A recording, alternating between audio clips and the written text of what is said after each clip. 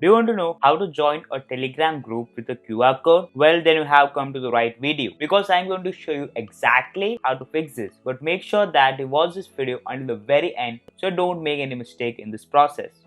For example, you have received a QR code invite from your friends or any other that you want to join the Telegram group. So you can basically save the QR code on your phone.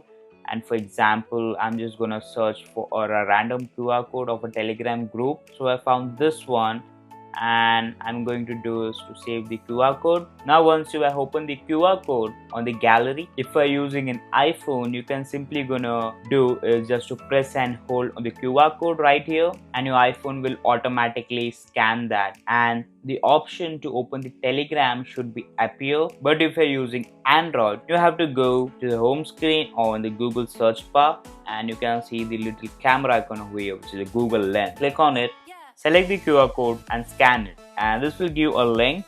Just click on it and you can see the group on Telegram. Then you can click on the join group right here at the bottom, and that's how you can join the Telegram group with the QR code. Hope you enjoyed our video. If you found it useful, please show your support by hitting the like button and subscribing to our channel.